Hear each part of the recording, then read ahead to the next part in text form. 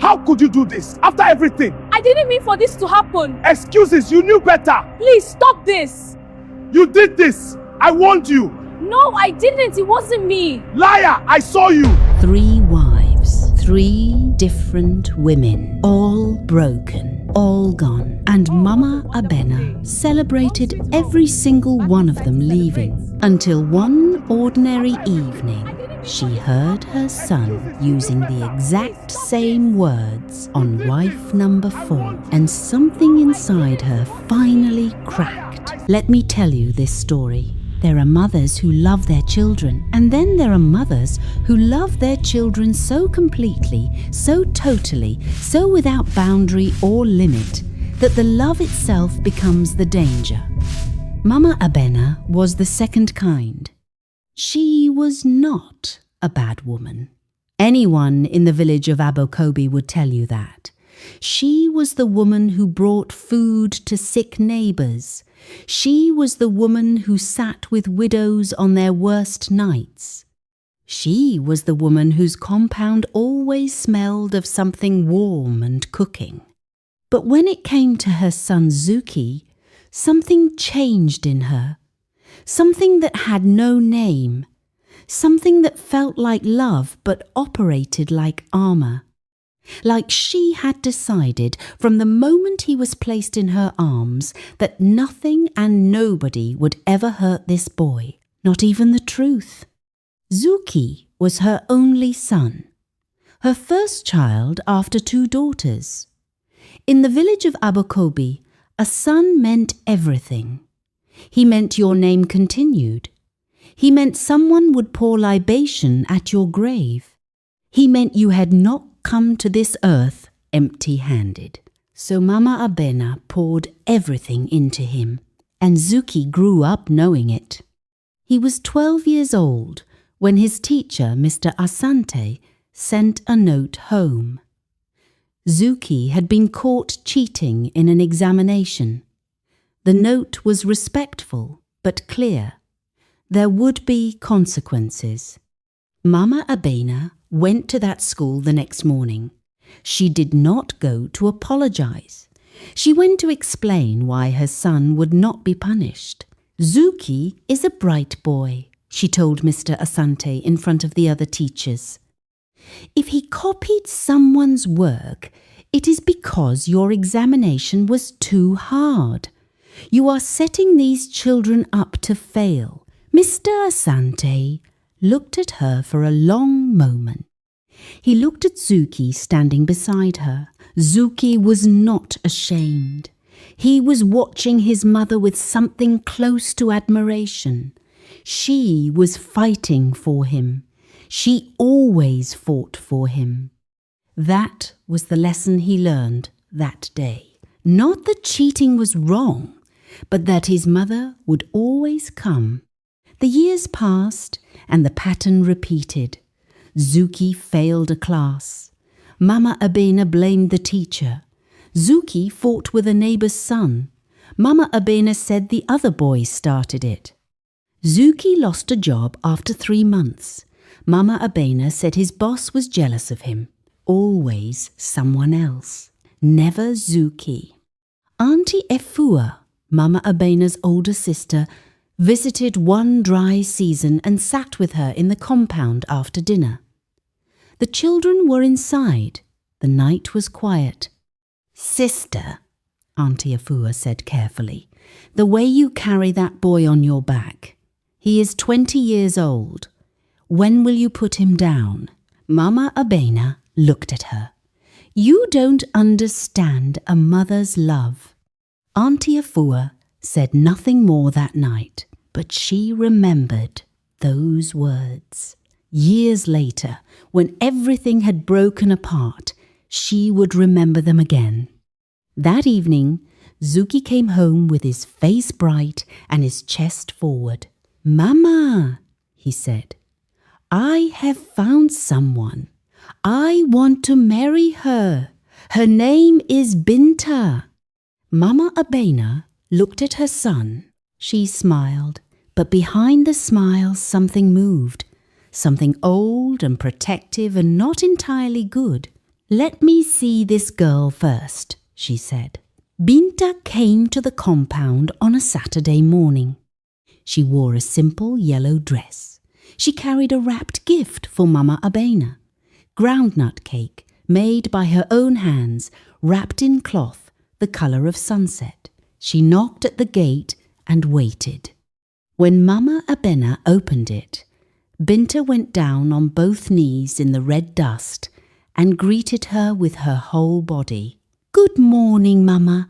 I am grateful to stand in your compound." Mama Abena looked at her for a long time without speaking. Binta stayed on her knees without shifting, without rushing.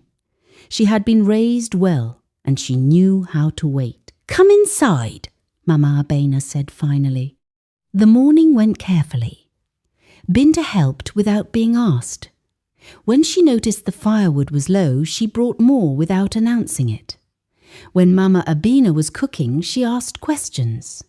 Not to show off, to learn. "How do you cut the kontomaya, Mama? I want to do it the way you do it." That question should have pleased any mother. Mama Abena filed it differently in her mind. She is watching everything. She wants to learn my kitchen so she can take it over. By evening, Zuki was glowing. He kept looking at Binta with the eyes of a man who believed he had chosen correctly. Mama Abena watched him look at her. Something tightened in her chest. They married 6 months later. Binta moved into the compound, and from the very first week, the war began. Not loudly. Wars between women in compounds do not start loudly. They start in the small things. Binta woke up early to sweep the compound before Mama Abena rose. "She is trying to make me look lazy in my own house." Binta greeted every neighbour by name and always added, "Mama Abena is well. She is trying to make people like her more than they like me." Binta sat quietly when the women visited and only spoke when spoken to. She is too quiet. She is hiding something. Zuki came home late one Thursday. Binta asked where he had been. Her voice was gentle. Her question was reasonable. She was his wife. She was simply asking. Zuki went to his mother's room that night. Mama Binta questioned me like I am a child in my own house. Mama Abena called Binta the next morning. In front of 2 neighbours who had come for morning greetings, she said, "When my son comes home, you will not question him. He is a man. He does not owe you explanation." Binta opened her mouth, closed it. "I only wanted to know if he had eaten, Mama. I had kept food. I have spoken," Mama Abena said. That night, Binta sat on the edge of her bed. She looked at her hands for a long time. She had been married 4 months. She reached under the mattress for the small notebook she kept there. She wrote one sentence. "Mama, I am trying. I am really trying. But I do not think trying is enough here." She closed the notebook. She put it back. She did not sleep for a long time. The years did not improve things. They compressed them, made them heavier, stacked the weight of each incident on top of the last until Binta moved through her own marriage like a woman carrying something she could not put down and could not keep holding. The pattern never changed. Zuki would fail at something. Money spent that should not have been spent. A promise broken. A responsibility avoided. Something always Zuki. But Binta would be the one summoned. "What did you do to upset him? Why is my son not happy?" A good wife makes her husband want to come home. Binta learned to keep her voice low. She learned to choose her words like she was diffusing something dangerous. She learned to apologize for things she had not done, because an apology ended the meeting faster than the truth. She learned all the ways a woman makes herself smaller to survive a space that was never made for her. But the learning cost her something. Piece by piece, quietly, Binta began to disappear. She stopped humming while she cooked.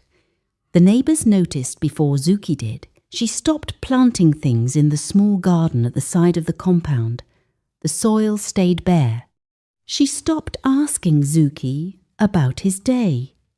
Not because she stopped caring, because she was tired of answers that turned into complaints, that turned into visits to Mama Abena, that turned into her standing in the compound again, being told what kind of woman she was failing to be. She had 2 children by then, a boy and a girl. Beautiful children, children who watched everything. She stayed for them. She stayed and stayed and stayed, the way women stay when leaving feels like abandoning and remaining feels like drowning. She stayed in the middle space between those 2 impossible things. Auntie Afua visited one rainy season and took Mama Abena into the kitchen while Binta was outside with the children.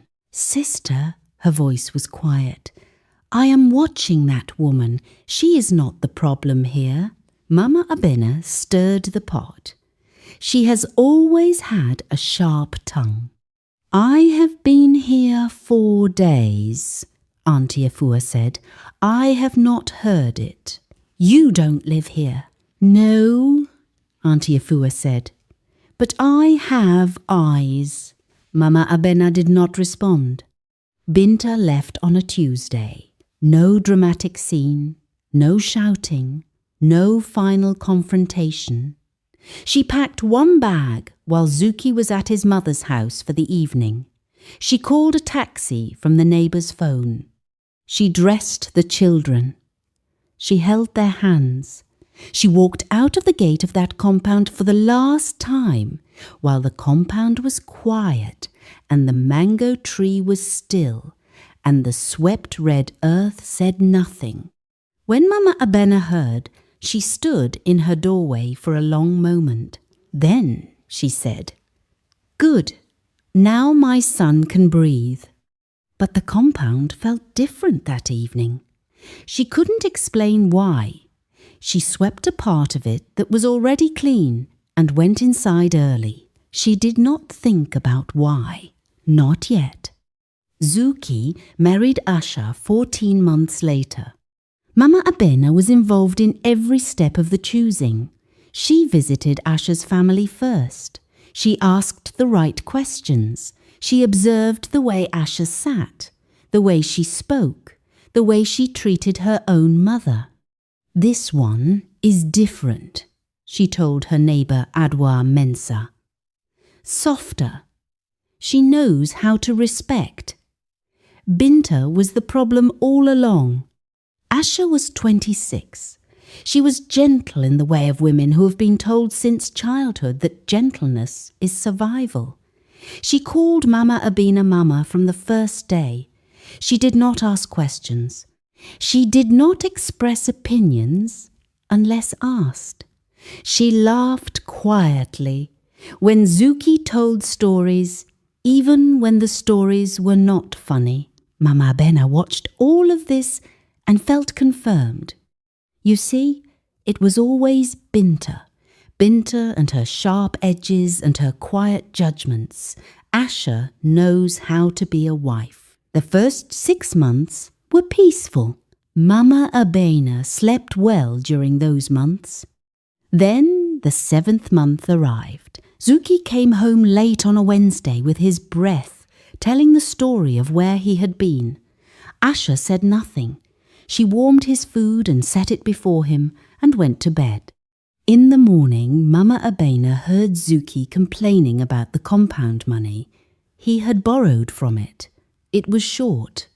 Asha was trying to talk to him about it carefully. Mama Abena stood outside the door and listened. She heard Asha's voice. Patient, careful. The same careful voice Binta once used. She heard Zuki's response. It was the same response he always gave. He did not answer the question. He turned it. He made Asha the problem for asking. Mama Abena stood very still outside that door. A small thing moved in her chest. She pressed it down immediately. Asha just needs to handle him better. She is still learning. But the months continued, and the pattern continued with them.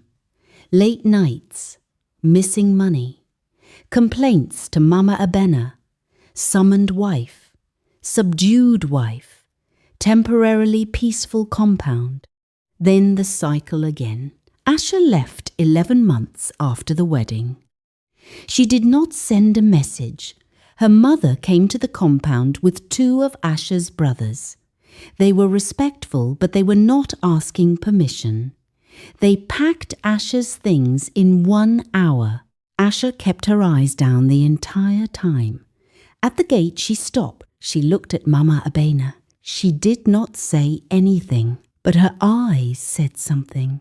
Mama Abena watched the gate long after they left. She went to her room. She sat on her bed.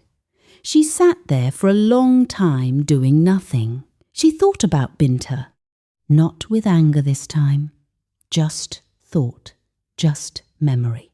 Binta's hands sweeping in the early morning.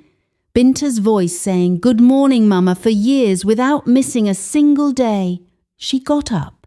She did not speak of what she felt, but the stone in her shoe had become something heavier. When Zuki came to tell her about Adoir, she looked at him differently. She said yes.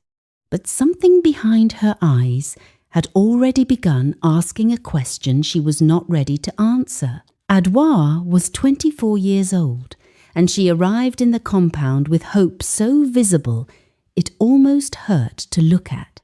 She reminded Mama Abena of someone. For 3 days, Mama Abena tried to place it. That particular way of moving carefully through a space that did not belong to her yet.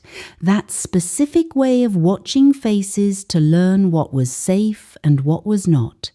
On the 4th day, it came to her. Adoir reminded her of Binta. Not in face or in build.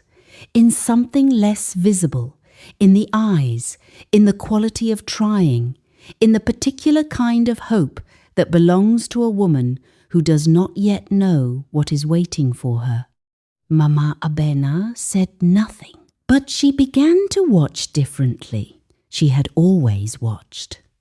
But before she had watched to find evidence of what she already believed, now she watched to actually see. She saw Zuki tell Adoir he had paid the children's school fees. He had not paid them. The school had sent a note. Adoir brought the note to him carefully. He looked at it. He said the school was wrong.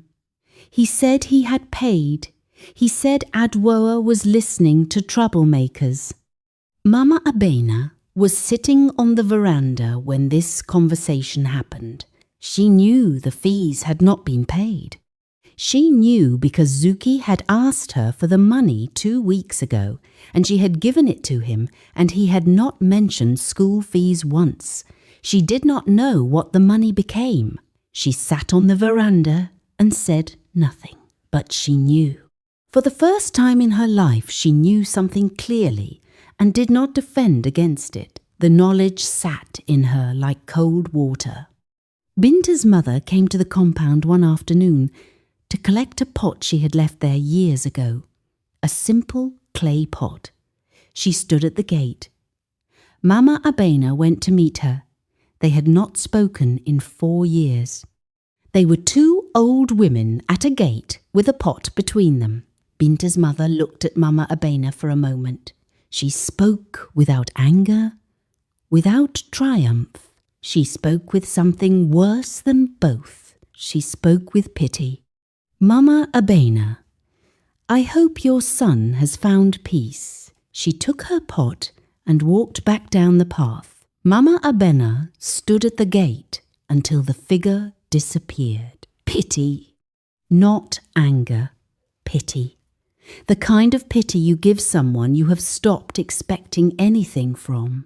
That pity entered her somewhere deep and did not leave. Auntie Efua came that same week, older now, moving more slowly. She sat beside Mama Abena in the compound and did not say, I told you so. She simply asked, How are you, sister? And Mama Abena, who had not cried in 4 years, covered her face with both hands. Auntie Efua put her arm around her and said nothing. Sometimes nothing is the truest thing. That night, Mama Abena sat alone after everyone was sleeping.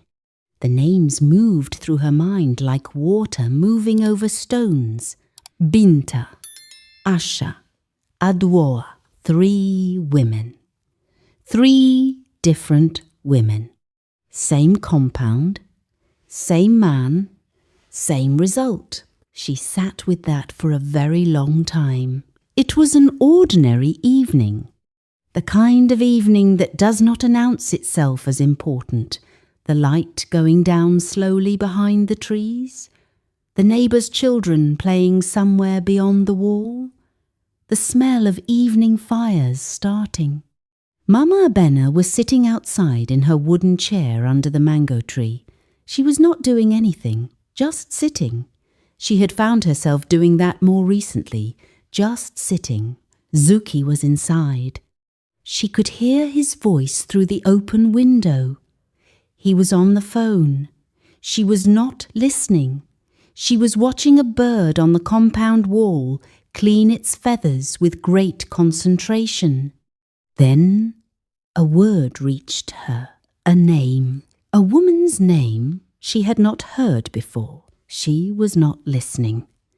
But now she was listening, and what she heard was this. Her son's voice, warm and familiar, the voice she had heard her whole life. And in that voice the same sentences she had heard before, shaped slightly differently but carrying the same meaning. She doesn't understand me. I do everything I can. It is never enough for her. I just need someone who sees me. Mama Abena sat very still. She had heard these sentences before. She had heard them about Binta. She had heard them about Asha. She had heard versions of them about Adoir, who was still in the compound, still trying, still hoping. She sat with this for a moment. Then a memory came to her. Not the memories she usually kept, not the memories where she was right and the women were difficult, a different one. Binta, on her knees in this compound, this very compound, crying, not dramatic crying, the quiet kind, the kind that has been held back so long it comes out without sound. Mama, I have tried. Tell me what I have done wrong. Tell me and I will fix it. Just tell me. And Mama Abena had looked at her daughter-in-law kneeling in the red dust and had said, You know what you did. Even though she didn't, even though Binta had done nothing, Mama Abena closed her eyes. She asked herself the question she had been walking around for 4 years. The questions she had swept past and cooked past and talked past and prayed past. If it was Binta's fault, and then Asha's fault, and now this new woman's fault, what is the one thing that has never changed? She sat with the answer. She did not look away from it. The compound grew dark around her. She did not move to light a lamp. She sat in the dark and let herself know what she had always known and never permitted herself to know. She had raised a man she never corrected. She had loved him past the point where love helps and into the place where love hides a person from themselves. And every woman who came to love him had stood in this compound and tried to reach something inside him that Mama Abena had quietly, carefully, completely buried. She cried, not for herself, for Binta, for the years she gave that woman pain she did not deserve. For the mornings Binta swept this compound before dawn trying to earn something that was never going to be given. For the children who grew up watching their mother be treated like the problem when she was never the problem, she cried until there was nothing left. When Zuki came outside, he found her sitting in the dark. "Mama, why are you sitting in the dark? Are you okay?" She looked at her son. She looked at him the way she had not looked at him in 30 years. Without the armor, without the defense, without the version of him she had decided to see instead of the one that was actually there. "Sit down, Zuki." Something in her voice stopped him. It was not a voice he recognized. It was quieter than usual. And because it was quieter, it was more serious. He sat. "I have something to tell you," she said. "I should have told you when you were 10 years old. I did not tell you because I thought protecting you was the same as loving you. I understand now that I was wrong." Zuki opened his mouth. "Listen," she said. Not harshly, but completely. He closed his mouth. The village was quiet around them. The fire had burned down to embers. Somewhere a dog barked once and was silent. And a mother began to tell her son the truth. Not the truth that made him comfortable. The truth that might finally make him free. It was late, but it was not too late. It is never too late to love someone correctly. Mama Abena never stopped loving her son. That was never the question. The question was always what kind of love she chose to give him. A love that protects a child from every consequence is not love. It is a cage with a comfortable chair inside. And Zuki had lived in that cage so long he had forgotten what accountability felt like. The women who came into his life did not fail him. He failed them. And Mama Abena had handed him the tools to do it every single time. She had fought the wrong woman. 3 times. 3 different women. Same fight, same result. Because the problem was never the women. To every mother watching this today, your son's character is the most important gift you will ever give his wife. Not his education, not his career, not his wedding, his character. The enemy in your son's life is sometimes the character you never dealt with. And the woman you fought as his enemy was sometimes the only one brave enough to love him past the parts of him you refused to see. If this story touched your heart, stay with me. There are more stories to tell. Thanks for watching.